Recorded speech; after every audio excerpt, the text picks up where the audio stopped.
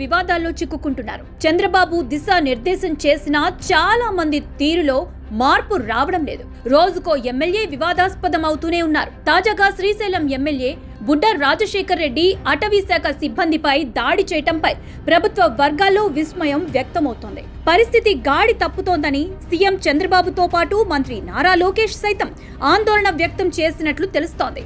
AP cabinet సమావేశంలో సైతం చంద్రబాబు దీనిపై సీరియస్ గా మాట్లాడినట్లు ప్రచారం జరుగుతోంది. జిల్లా మంత్రులతో పాటు ఇన్ఛార్జ్ మంత్రులు ఎమ్మెల్యేల పనితీరుపై ఒక కన్నేసుంచాలని ఆదేశించినట్లు సమాచారం. ముఖ్యంగా రౌడీ మాఫియా విస్తరిస్తున్నట్లు అనుమానాలు ఉన్నాయి.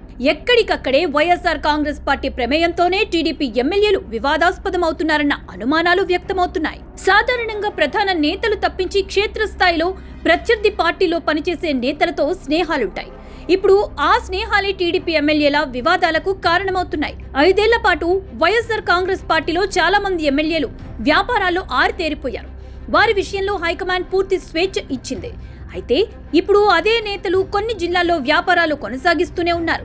ఈ క్రమంలోనే వారు టీడీపీ ఎమ్మెల్యేలతో కలిసిపోయినట్లు తెలుస్తోంది. వ్యాపార భాగస్వామ్యం కల్పించటం ద్వారా తమపై రాజకీయ ఇబ్బందులు లేకుండా చూసుకోవాలని చూస్తున్నారు. ఈ క్రమంలోనే కొందరు ఎమ్మెల్యేలు వైసీపీ నేతలతో చేతులు కలిపినట్లు ఆరోపణలున్నాయి. మద్యం షాపుల విషయంలో సీఎం చంద్రబాబు స్పష్టమైన ఆదేశాలు జారీ చేశారు. మద్యం టెండర్ల విషయంలో తల దూర్చొద్దని కూడా హెచ్చరించారు. కానీ క్షేత్రస్థాయిలో మాత్రం ఎక్కడికక్కడే మద్యం షాపుల టెండర్లు దక్కించుకోవటం, సిండికేట్ కావటం వంటి విషయాల్లో ఎమ్మెల్యేల ప్రమేయం అధికంగా ఉన్నట్లు వార్తలు వస్తున్నాయి. ఇందులో ట్విస్ట్ ఏంటంటే కొంతమంది వైసీపీ నేతలతో వ్యాపారం చేస్తోంది ఎమ్మెల్యేలన్న ఆరోపణలున్నాయి. ఇసుకతో పాటు మట్టి తవ్వకాల్లో సైతం తమ చేతికి మట్టంటకుండా ఆరోపణలు రాకుండా వైసీపీ నేతలతో కొందరు ఎమ్మెల్యేలు చేతులు కలిపారు అన్న విమర్శలు కూడా ఉన్నాయి. ఈ క్రమంలోనే సొంత పార్టీలో నేతల మధ్య విభేదాలు తారాస్థాయికి చేరుకున్నాయి.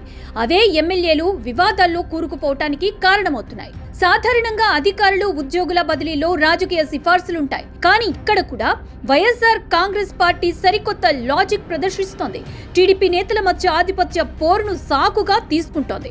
ఒక అధికారిని అధికార పార్టీ నేతలతోనే బదిలీ చేయిస్తుంటే మరో అధికార పార్టీ నాయకుడు అడ్డుకోవడంతో విభేదాలు బయటపడుతున్నాయి. ఈ క్రమంలో కూడా వివాదాలు నడుస్తున్నాయి. శ్రీకాకుళం జిల్లాలో ఓ అధికార పార్టీ ఎమ్మెల్యే వివాదాల్లో చిక్కుకోవటానికి అదే కారణం. అయితే క్రమశిక్షణ విషయంలో సీఎం చంద్రబాబు చాలా రకాలుగా ఎమ్మెల్యేలకు దిశానిర్దేశం చేశారు. కానీ ఎంత మాత్రం ప్రభావం చూపడం లేదు. అందుకే ఇక్కడ నుంచి ఉదాసీన వైఖరి లేకుండా కఠినంగా వ్యవహరించడానికి సిద్ధమవుతున్నట్లు సమాచారం.